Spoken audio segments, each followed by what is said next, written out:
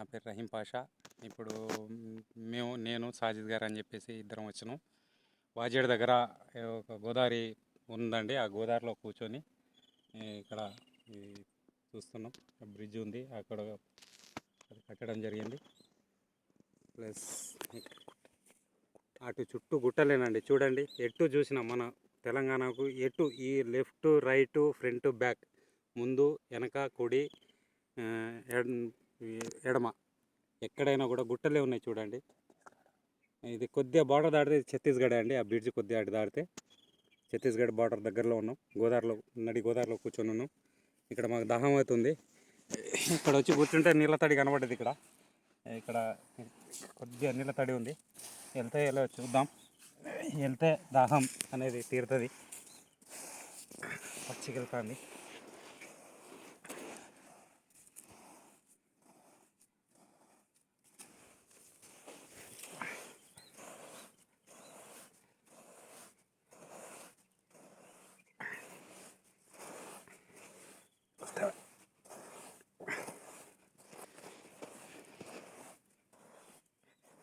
చూడండి, మట్టి తీసిన కొద్దీ పచ్చిగా వస్తుంది.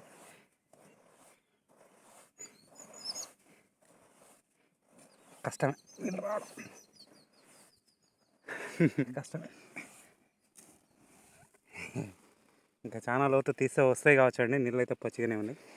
అంత ఎంత 2 ఫీట్లు తీసినావా? 2 ఫీట్లే తీసినా.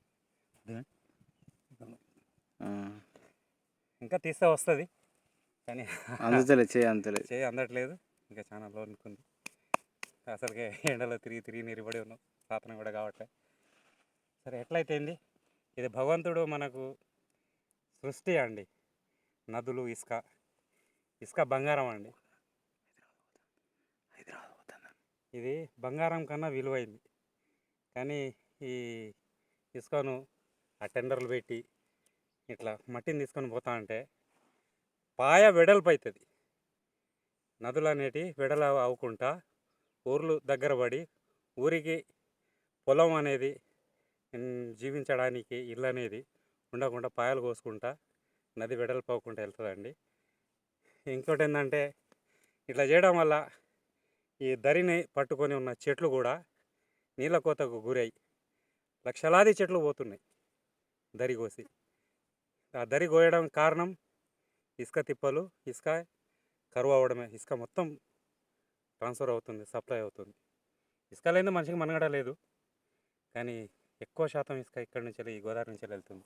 కాళేశ్వరం కాంచెల్లి, మేడిగడ్డ కాంచెల్లి, ఇంకెన్నో ఊర్లు ఉన్నాయి మధ్యలో, పల్లెటూర్లు. అక్కడి నుంచి మొత్తం ఇసుక తోడుకొని వెళ్తుందండి. ఎందుకంటే బ్యాలెన్సింగ్ అనేది కంపల్సరీ. గుట్టలు పలగొట్టి మార్బుల్స్ అని చెప్పేసి ఎక్కడెక్కడ తీసుకెళ్తున్నారు. బ్యాలెన్సింగ్ అవుట్ అయిన తర్వాత భూకంపాలు రావడానికి దారితీస్తాయండి. ఇసుకనే కాడనే ఉండనిద్దాం, గుట్టనే ఉండనిద్దాం, చెట్లనే అడవిని జాగాలను ఉంచనిద్దాం. అడవిని తీసుకొచ్చి ఊర్లో పెట్టొద్దు, ఊర్లో ఉన్న చెత్తని తీసుకపోయి అడవిలో పెట్టొద్దు. ఈ 2 ముప్పేనండి. థ్యాంక్ యూ, ధన్యవాదాలు.